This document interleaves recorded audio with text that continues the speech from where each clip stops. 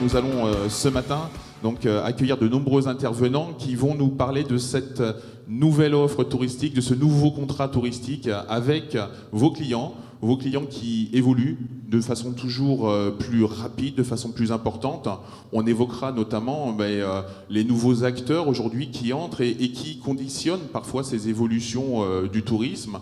On parlera de tourisme collaboratif, on évoquera les grandes agences en ligne qui aujourd'hui modifient la donne et nous imposent de modifier également notre façon de commercialiser, de communiquer sur nos produits.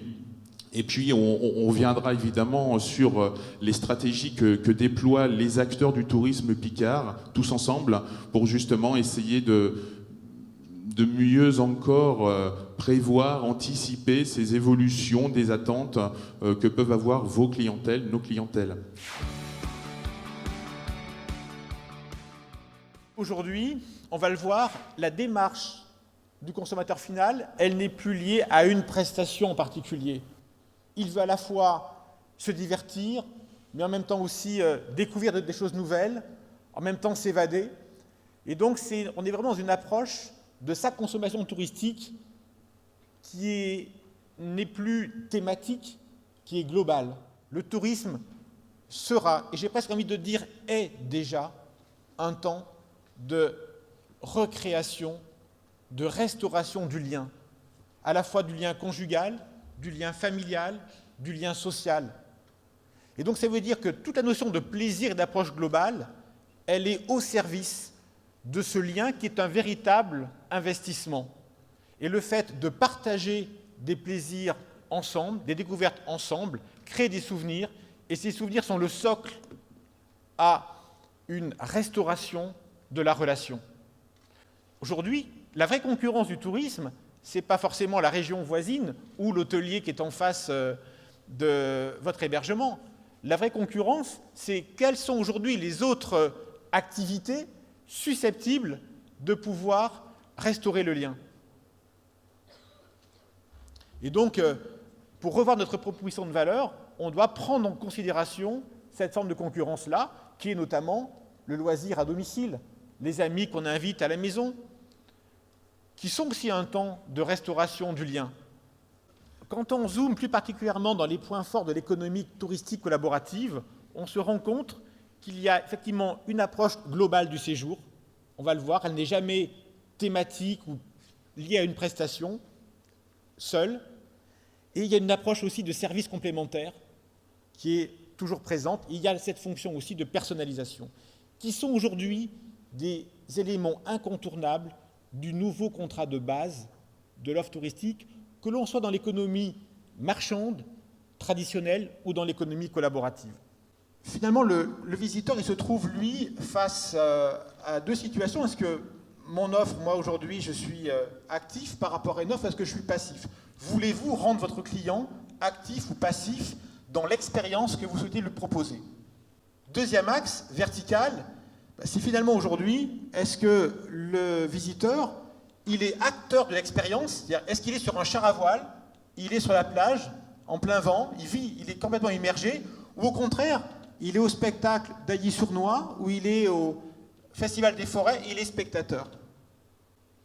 Et donc, quand on croise ces deux axes, on arrive à 4 univers qui composent l'approche globale de l'expérience.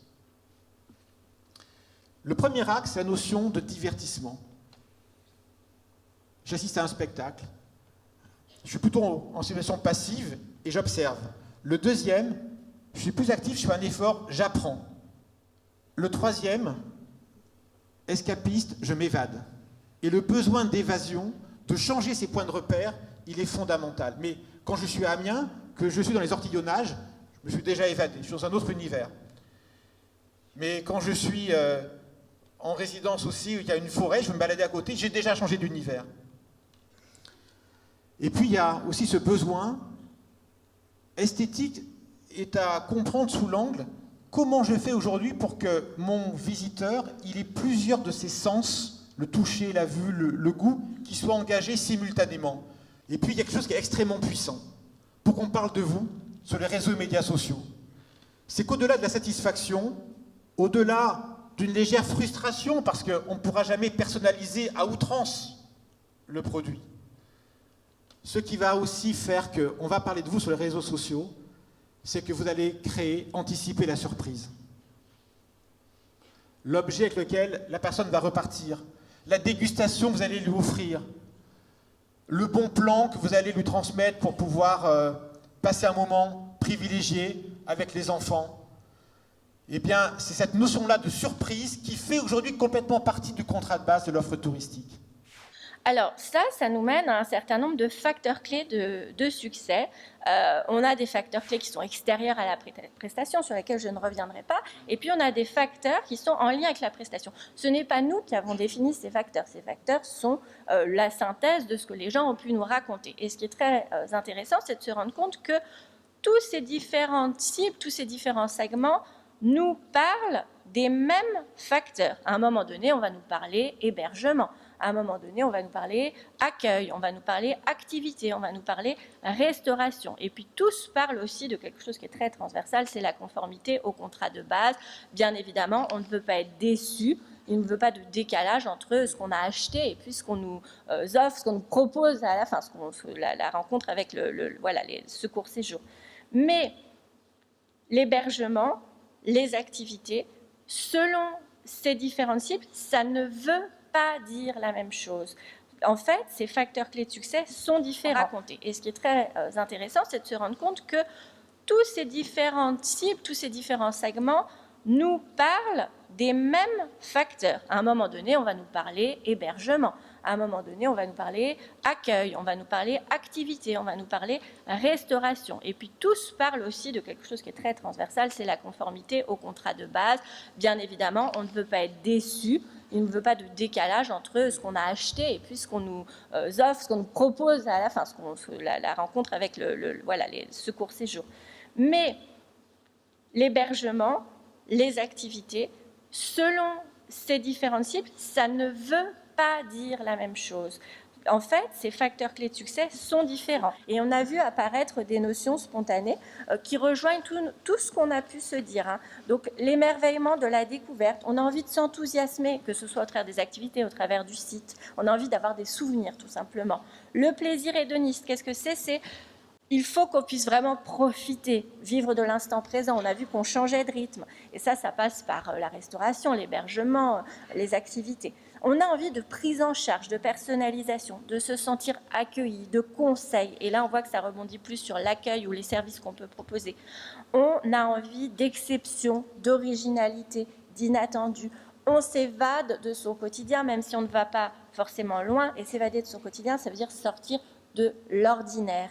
D'où ce besoin d'exception qui est beaucoup dans l'hébergement ou les activités. Et puis les rencontres humaines, c'est très important. On a beaucoup parlé de partage. Toutes ces personnes se rejoignent quand même dans l'idée de créer du lien. Et là, on retrouve cette notion d'accueil. Et en filigrane de tout ça, on a bien sûr tout un tas d'idées de services qui émergent et que je n'ai pas le temps de vous détailler là, mais que ce soit relatif au transport, à l'hébergement, aux activités, à l'accueil, tout un tas de services qui peuvent faire que cette expérience va être d'autant plus réussie. On sait maintenant qu'une expérience, plus elle emprunte à des univers différents, aux 4 univers idéalement, plus elle est forte. Plus elle est globale, plus elle impacte. Donc des expériences globales et cohérentes avec les besoins d'une cible, ça, c'est la donnée de sortie du processus Customer Power.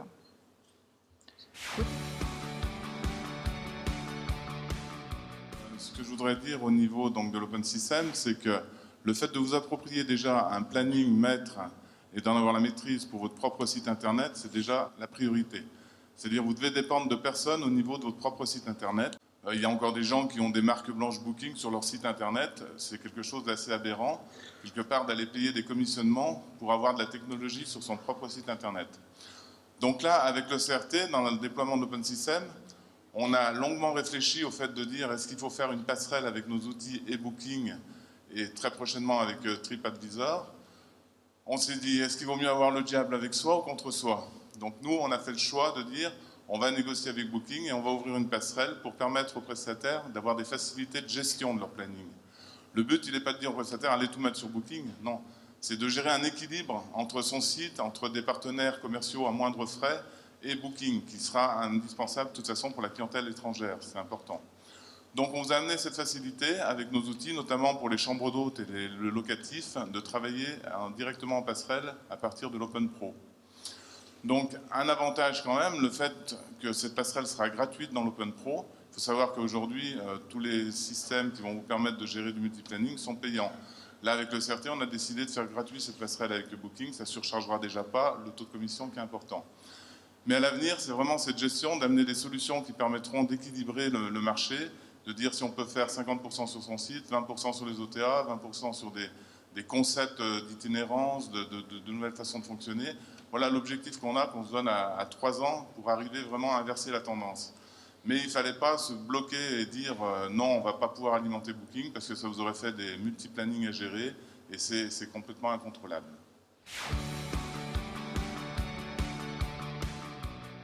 La plupart des voyages se sont réalisés jusqu'à maintenant en groupe. Ils sont très encadrés par un guide ou un accompagnateur parlant anglais et souvent français qui sont devant les yeux de nos touristes, déjà des experts de la France. Même souvent de plusieurs pays. Pour les Chinois qui voyagent une première fois en France ou en Europe, ils choisissent volontiers ce genre de voyage organisé, encadré. Hein. L'année dernière, en 2012, la France a reçu environ 1 million de touristes chinois. Cette année, selon un chiffre estimé approximativement, c'est déjà 1 500 000. Mais à long terme, je pense que la Picardie a une grande chance de recevoir de plus en plus de touristes chinois, et petits groupes et souvent individuels. Pourquoi ? Depuis la dernière visite du chef de l'État, François Hollande, en avril, il a promis à la Chine d'assouplir la procédure de la délivrance des visas, en simplifiant la procédure, les papiers, etc. Aujourd'hui, en 2 jours, un touriste chinois peut avoir un visa. Ce qui explique aussi pourquoi cette année il y a une telle croissance. Aujourd'hui, Jean-Marc Ayrault, le Premier ministre, est en Chine. Hein. Je pense qu'il va donner encore un bout de pouce derrière sur ce marché. Donc, à long terme, il n'y a pas de souci. D'autant plus que la jeune génération chinoise, qui a moins de problèmes de la carrière de la langue, souvent, elle s'exprime en anglais. Une petite partie, quand même, ont étudié le français, et surtout, les jeunes ont souvent l'esprit aventurier. Hein. Ils veulent voyager seuls, ou entre amis, ou avec une copine, des copains, et ça, comme on voit déjà la tendance. Dans ce cas-là, je crois, grâce à la proximité géographique de la région, tout près de Paris, ils n'ont pas de raison qu'ils ne viennent pas. Ensuite, en été, pendant les grandes vacances scolaires, les jeunes Chinois commencent à voyager en tant que colonie. Ils ont dit c'est pour apprendre le français, par exemple, ici. Maintenant, ils cherchent quoi ? À part les mêmes itinéraires pour visiter des musées, des châteaux, faire des photos devant des sites, etc., regarder des spectacles, ils veulent être plus proches des Français, qui sont quand même maîtres de tel pays, hein, au lieu d'être simplement un spectateur de la vie française. En France, un des premiers territoires à avoir compris que les valeurs humaines des habitants sont un levier d'attractivité. Et on voit à quel point est-ce qu'on est capable de l'exprimer, de le prouver, notamment avec l'accueil de jeunes Chinois qui veulent voyager et vivre une expérience à la française. Et bien automatiquement, on va devoir des relations privilégiées.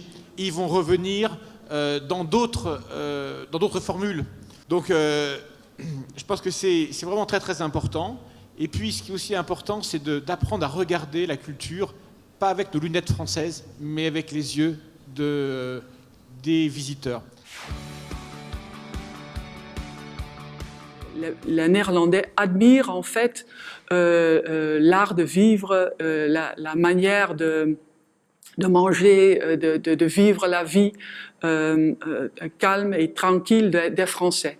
Toujours, il y a cette magie de luxe, de gastronomie, de nature très sauvage qui est rattachée à la France. Mais pensez pas que, quand vous accueillez une famille allemande, que tous les Allemands sont comme ça.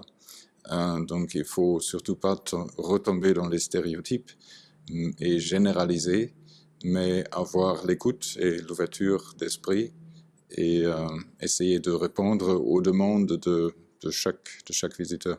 Donc, pour répondre à toutes ces attentes multiples, il faut impérativement un décloisonnement des métiers, une approche globale, et ça, c'est le rôle du professionnel du tourisme. Il ne faut plus se dire « je suis un hébergeur, j'offre une nuitée, un couchage », il faut se dire comment j'offre cette nuitée, qu'est-ce que je propose comme service personnalisé, adapté, de qualité pour la personne qui vient me voir et que je connais. Les besoins et les facteurs clés de succès ne sont pas les mêmes selon les segments de marché.